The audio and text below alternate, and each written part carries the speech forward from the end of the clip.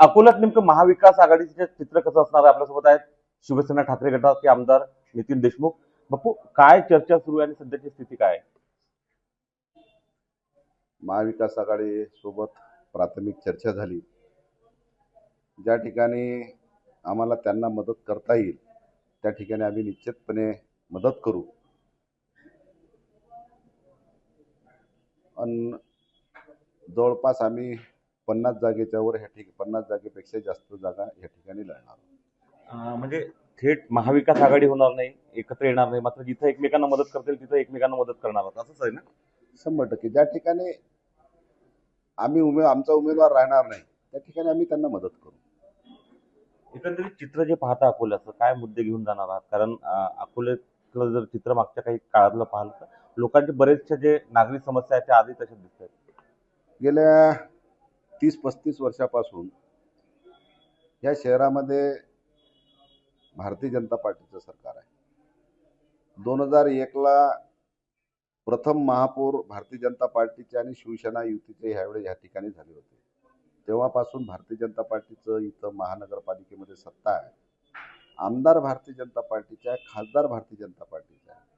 परंतु या शहराची एवढी बिकट परिस्थिती आहे. भारतीय जनता पार्टीनं नेमकं केलं तरी काय, हा प्रश्न मी पत्रकार म्हणून तुम्हालाच विचारतो की ह्या शहरामध्ये नेमकं केलं तरी काय? काही रस्ता वगैरे काही म्हणजे हा काही विकास नाही. या शहरातला रोजगार, तरुणांना रोजगारासाठी बाहेरगावी पुण्यासारख्या ठिकाणी जावं लागते. आज अनेक जुन्या शहरातल्या, नवीन शहरातल्या मुलं मुली कपड्याच्या दुकानावर काम करतात. त्यांना काही उद्योग नाही, व्यवसाय नाही, काम करण्याची कोणती संधी नाही.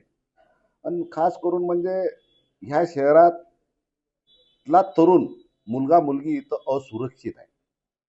विदर्भात शिक्षणाचं हब म्हणून अकोला शहर ओळखले जाते आणि ग्रामीण भागातले अनेक मुलं मुली ह्या ठिकाणी शिक्षणासाठी येतात. मग ग्रामीण भागातले मुलं मुली म्हणा, काय शहरातले मुलं मुली म्हणा, 30 वर्षापासून भारतीय जनता पार्टीचं सरकार असताना मला सांगा, जुन्या शहरातल्या मुलीला जर रातच्या टाइमला बस स्टँडवर जायचं असलं तर तिच्यासाठी काय सुविधा आहे? शासकीय वाहनाची सुविधा उपलब्ध केली. मग ते मुलगी, आपली मुलगी जुन्या शहरातून रातच्या टाइमला बस स्टँडमध्ये ऑटोमध्ये येत असताना ती सुरक्षित आहे का? अनेक घटना या ठिकाणी शहरामध्ये घडल्या. अनेक ह्या ठिकाणी अवैध धंद्याला ऊत आलेला आहे. ह्या ठिकाणी ह्या शहरातला भारतीय जनता पार्टीचं सरकार असताना या शहरामध्ये मुलगा मुलगी असुरक्षित वातावरण आहे, दहशतीचं वातावरण आहे. याचं सरकार असताना, हिंदुत्वाचा अति विचाराची पार्टी असताना या ठिकाणी मुलं मुली असुरक्षित आहे. एक प्रश्न विचारतो, जर 50 जागा लढत असाल तर एक साधारणतः निकालानंतर चित्र जे असेल ते तुम्ही कसं ते चित्र असेल, काय वाटतं तुम्हाला? किती जागा? नाही, निकाल काय लागेल हा प्रश्नच नाही.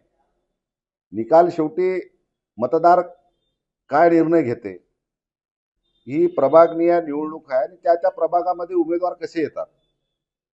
50% मतदार हा पक्षाला मतदान करतो, 50% मतदार हा उमेदवाराला मतदान करते.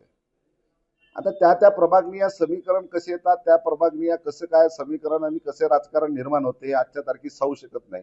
परंतु निश्चितपणे ह्या महानगरपालिकेमध्ये शिवसेना सोबत असल्याशिवाय कोणाची सत्ता स्थापन होणार नाही.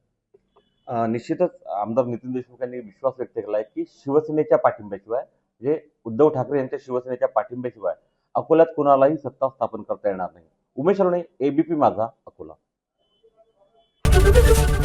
एबीपी माझा, उघडा डोळे बघा नीट.